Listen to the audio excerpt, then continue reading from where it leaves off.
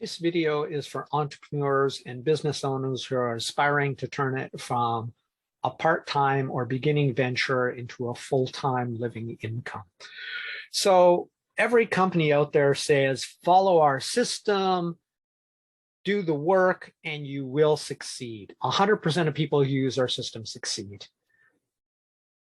Be careful. That's, strictly speaking, probably a bold-faced lie. But some people have succeeded. That's really all they have to do to be able to argue that the system is proven.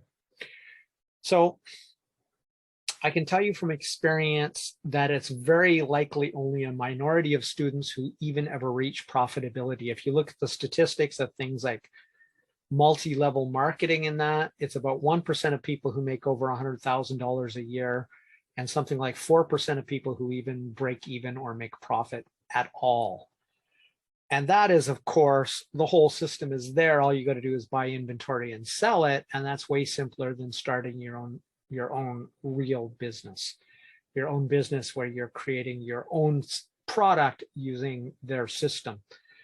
So most companies become really silent if you ask them to quote specific student success rates. They either don't have it or don't want to share them. And that's because those rates are really excessively low in almost all cases, and they don't really want you to know that because after all, they're trying to sell you that system. So most will point out truthfully, if they will give you the statistics at all, that most students simply lack follow-through, so the vast majority of them never succeed. While that's true, that goes for anything. So let's skip those people. And here's where you get them to go around that.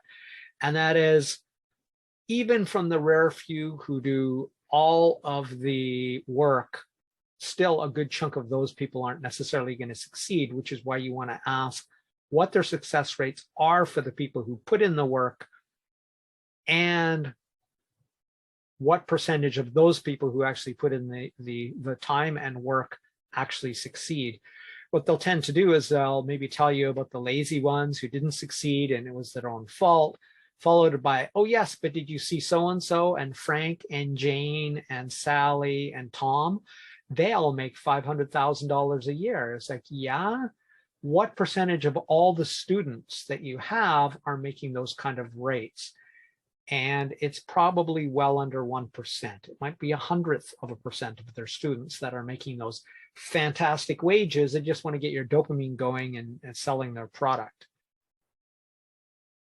So loop back and say, look, of the students who make the work, who do the work, who put in the time, what percentage of them succeed enough to replace their former full-time income? And how long does it take them?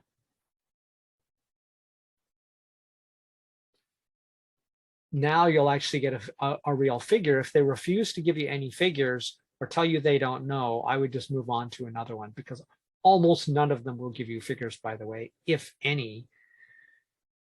But there's another thing. If you say, okay, fine, I'm disappointed in those numbers, but if I take on your system and I follow your system and I do the work for the period of time you're suggesting I do it, and I still don't succeed, what will you do? You need to receive a good answer for this. It should be something along the lines of, we will refund all of your money, or we will continue to extend our coaching service until you actually succeed to the level that we promised, something like that, and be willing to accept those terms before you spend a dime. Okay? Now, if you're looking for a system, these are the kind of things you should actually be asking. But I'm going to start with sort of a frame of reference or a reality check, and that is in Creativity Inc. I'll put a link here to a book review I did of it. But the upshot is, read the damn book. It's probably one of the best books ever that every entrepreneur must read. It took legendary Steve Jobs and Ed Catmull, I think 10 years, but years certainly, and tens of millions of Steve Jobs dollars to actually reach profitability for Pixar.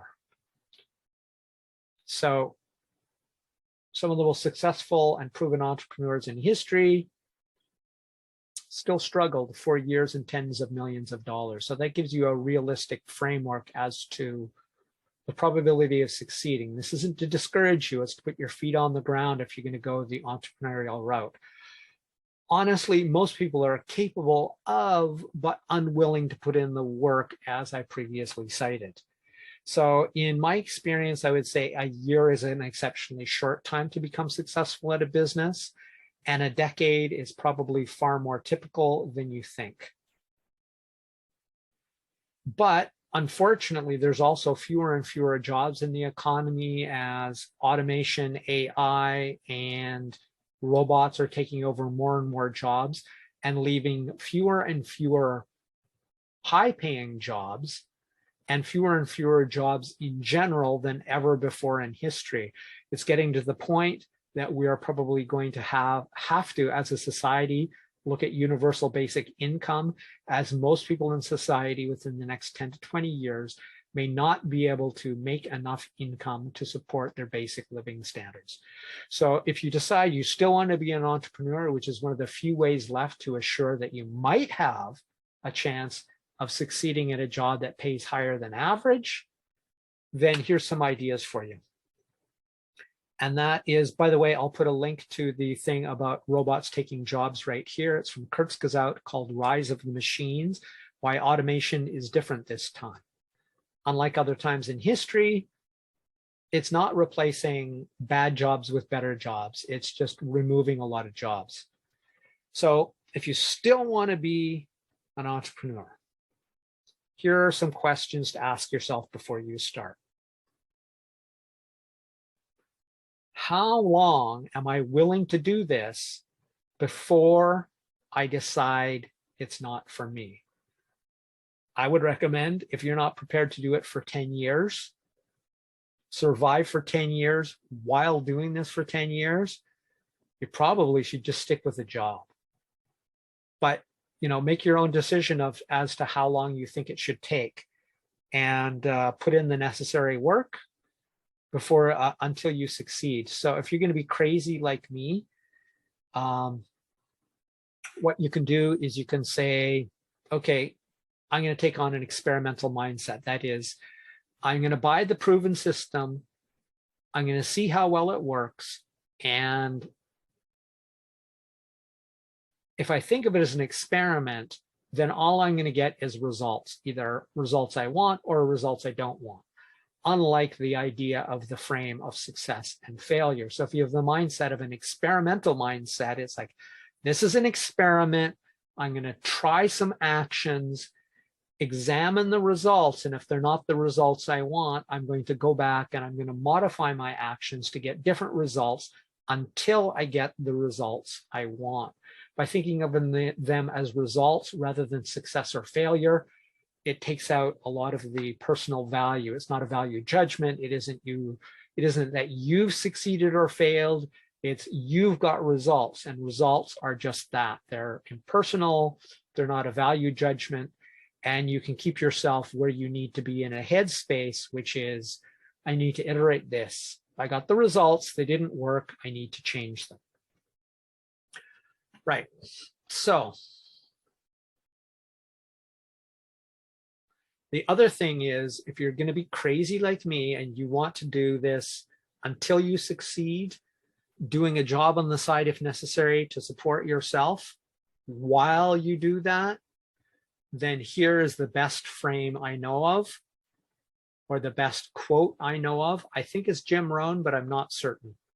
I will climb this mountain or die upon it.